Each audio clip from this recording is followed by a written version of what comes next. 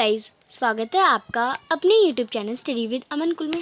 आज हम लाए हैं शिक्षा निदेशालय राष्ट्रीय राजधानी क्षेत्र दिल्ली का अभ्यास प्रश्न पत्र, जो कि क्लास 10 के बच्चों के लिए संस्कृत का ये पेपर है 2022-23 का।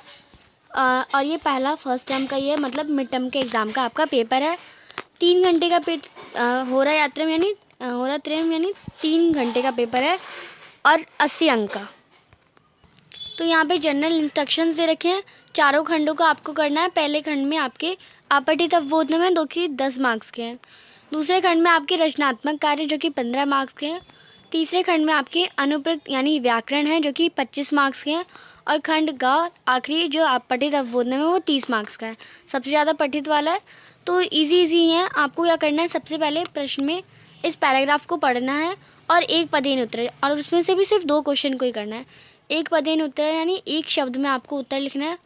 पैराग्राफ में से आपको ढूंढ के करना है ये, और सिर्फ 2 ही करने हैं उसमें से। नेक्स्ट पूर्ण वाक्य लिखना है, यानी इसमें भी सिर्फ 2 ही करने हैं और एक 2 मार्क्स के ये है आपका 2 करने हैं, और दोनों में से जो आपको आंसर आ जाए उसका आपको करना है। ये भी आपको पैराग्राफ में से ढूंढ के ही करना है। तो बहुत इजी सेंटेंस है, जैसे लाइक वल्लभ भाई पटेल से पितु मातुश्च की नामस्य, यानी सरदार वल्लभ भाई के पिता का नाम। तो ये तो क्वेश्चन बहुत इजी है, माता पिता का नाम ही पूछा गया है। आपको क्वेश्चन में से देख के पैराग्राफ में से देख के आंसर करना है। ऐसे ही बहुत इजी क्वेश्चन है। फिर एक क्वेश्चन है अस्य अनुच्छेद से कृत्य उपयुक्त शीर्षक संस्कृतेन लिखित, यानी इस जो आपने अनुच्छेद दे रखा है उस अनुच्छेद पैराग्राफ में उस पैराग्राफ को पढ़ने के बाद आपको उसका शीर्षक क्या लगता है, यानी उसका टाइटल आप क्या लिखना चाहेंगे। संस्कृत में आपको आंसर लिखना है, तो पढ़ के वो इजीली आप बता सकते हैं सरदार वल्लभ भाई पटेल के बारे में है। तो यानी हमारी ये एकता के बारे में हो सकता है। इसका हमने स्टैचू भी तो देखा है ना, जो गुजरात में सबसे बड़ा स्टैचू है। यथा निर्देशन उत्तर, अब इस यहाँ पे आपको चकार का कर्त क्रिया बतानी है, और इनमें से सिर्फ 3 ही क्वेश्चन करना है। गद्यांश में आपको दृष्टवा यानी एक शब्द है देखना। दृष्टवा का मतलब होता है देखना, उसका पर्यायवाची बताना है, तो चकार, और इसमें हमें गद्यांश में से देख के बताना है। तो नेतृत्व कौशलम, सा एका आदर्श देशभक्त, इसमें सर्वनाम क्या है, तो सा है इसमें सर्वनाम। या झावेर भाई है, लाडवा देवी है, या वल्लभ भाई पटेल है, तो ये इसमें जो वल्लभ भाई पटेल आ जाएगा। सर्वनाम पद बताना, तो वल्लभ भाई पटेल। लौह पुरुष वल्लभ भाई पटेल अन्य पदों की विशेषणम, तो लौह पुरुष है वल्लभ भाई पटेल को लौह पुरुष कहा जाता है, तो लौह पुरुष इनका क्या हो जाएगा, विशेषण हो जाएगा। नेक्स्ट है यहाँ पे आपको खंड गाँव में रचनात्मक कार्य में 15 मार्क्स का है। इसमें सबसे पहले पत्र दे रखा है। भवन वदन, स्वयं भ्रात्रा भुवन अपने भाई को पत्र लिखे स्वास्थ्य भोजन के महत्व के बारे में, और भुवन स्वस्थ भोजनाएं प्रेरती, और उसे स्वास्थ्य भोजन को खाने के लिए प्रेरित करिए। तो ये आपको सेंटेंस पढ़ के यहाँ पे मंजूषा दे रखी है, उसमें से सही ऑप्शन सही नंबर वाला टिक करके आपको 10 तक के भरने हैं, और ये आपका 10 मार्क्स का है।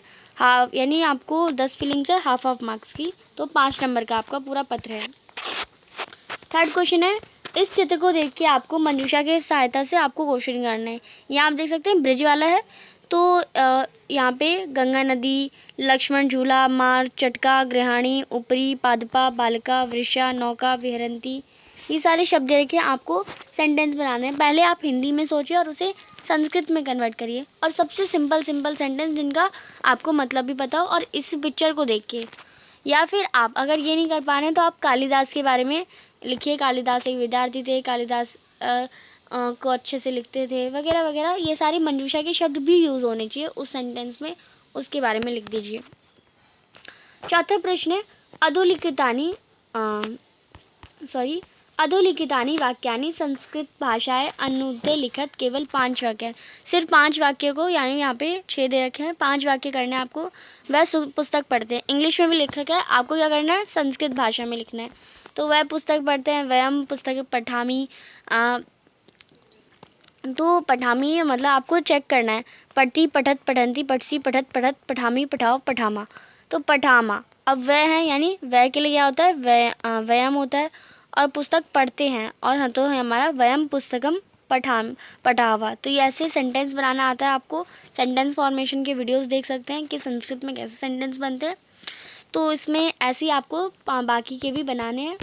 यहाँ पे 6 दे रखे हैं, आपको सिर्फ 5 ही करने हैं। मैं पार्क में जाता हूँ, तुम सब प्रार्थना सभा में जाओ, हम सभी विद्यालय जाएंगे, हाथी केला खाते हैं। तो बहुत सारे ऐसे स्टैंडर्ड्स आपको दे रखे हैं। ग है हमारा अनुप्रयुक्त व्याकरण, यानी व्याकरण आपको करना है। यहाँ पे संधि पद में आपको संधि विच्छेद करना है। तो यही संधि शब्द दे रखा है, आपको इसका विच्छेद करना है, संधि विच्छेद करना है। और यहाँ पे 5 है और आपको सिर्फ 4 करने। आप अगर कोई ये आपको ये मतलब समझ नहीं आ रहा ना, तो यहाँ पे भी आप देख सकते हैं 1 मार्क्स के 4 क्वेश्चन है और 4 मार्क्स का है। और यहाँ पे 5 दे रखा है, तो एक होंगे तो 4 नंबर का ही तो होगा, ऐसे आप देख सकते हैं।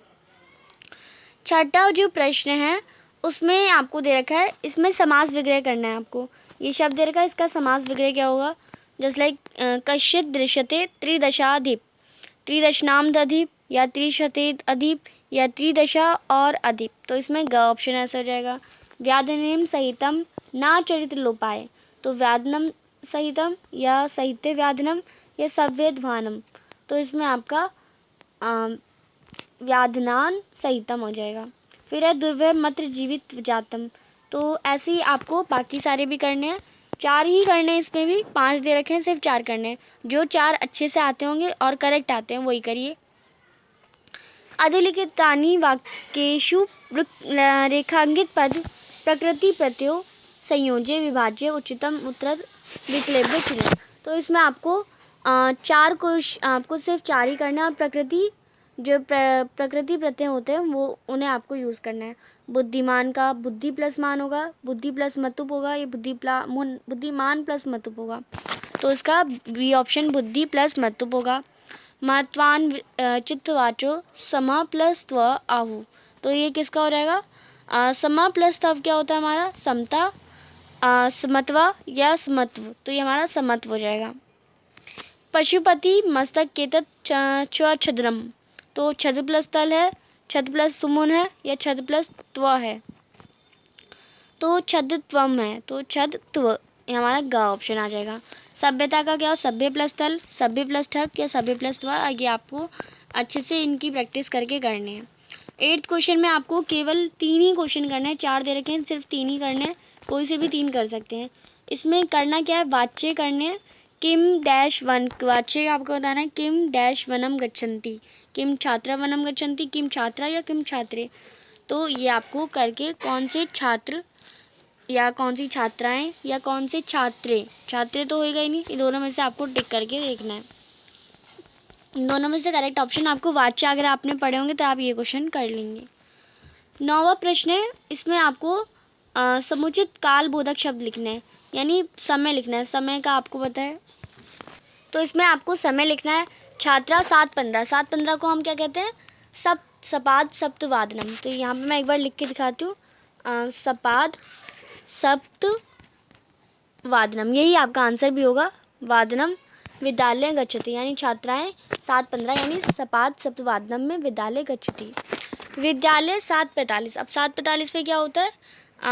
7:45 को अगर हम लिखना चाहें तो इसे हम लिखते हैं पादोन अष्टवादनम, यानी 8 बजने से 15 मिनट पहले। तो 7:30 को यानी 7:45 को हम क्या लिखेंगे? पादोन अष्टवादनम। इसका मतलब भी एक साथ साथ समझिए जाइए। 8 बजे से 15 मिनट पहले, पादोन 15 मिनट पहले। सपाद जो होता है वो 15 मिनट बाद के लिए होता है। पौने 9, पौने 7 ऐसे बोलते हैं ना, ये 7:15 बोलते हैं। तो सवा के लिए सपाद और पौने के लिए पादोन, पादोन अष्टवादनम। तो आप कह रहे हैं कि हाँ। नेक्स्ट, संस्कृत कक्षा 8:15 यानी 8:15 पर होती है। तो 8:15 वही हो जाएगा सपाद अष्टवादनम। तो यहाँ पे सपाद अष्टवादनम पर होती है, सपाद अष्टवादनम भवती। फिर है ध्वन्त्वरी 10 बजे अल्पाहार स्वीकरोति। तो ध्वन्त्वरी होते हैं अल्पाहार, यानी खाना 10 बजे खाते हैं, यानी 10 बजे यानी 10 वादनम। नेक्स्ट, 9:30 बजे यानी माता मंदिरम गच्छति। माता 9:30 बजे जो है वो मंदिर जाती हैं। 9:30 को हम लिखेंगे सार्धनववादनम। तो यहाँ पे मैं लिख के दिखाती हूँ, सार्ध यानी सार्ध मतलब आधा यानी 30 मिनट। सार्ध नव वादनम, वादनम ऐसे आप पूरा लिख लेंगे। तो ये क्वेश्चन तो मैंने करवा ही दिया आपको, इसका आंसर यही होगा। नेक्स्ट, मंजुषाय प्रदत्ते उचिते अव्ययपद्य, आपको अव्ययपद लिखने हैं, रिक्सान पूरा करना है, सिर्फ 3 ही करने हैं। इनमें से आपको बताना है यत्र आस्ते सदा साधुता तत् अद, यत्र आस्ते तत्र तत्र गम्यात्, तो तत्र तत्र नहीं आएगा हमारा। यहाँ पे आप देखिए यत्र यत्र सूर्यरश्मि में, तो तत्र तत्र प्रकाश, जहाँ जहाँ सूरज की रोशनी पड़ती है वहाँ वहाँ प्रकाश होता है, यानी वहाँ वहाँ रोशनी होती है।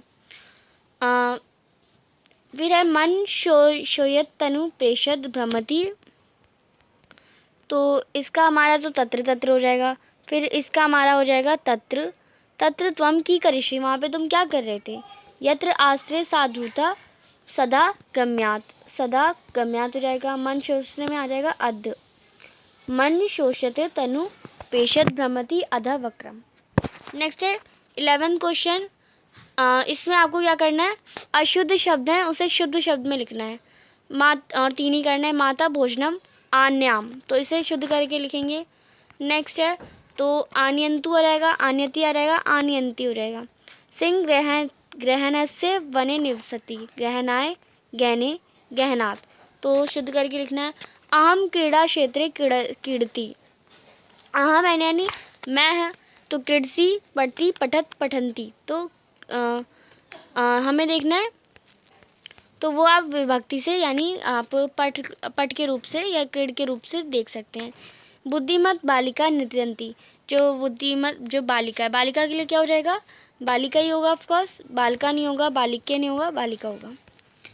पठित अवबोधन में 30 नंबर का है, इस पैराग्राफ को आपको पढ़ना है और एक पद के उत्तर इसी में से देख के करने हैं और सिर्फ 2 करने हैं।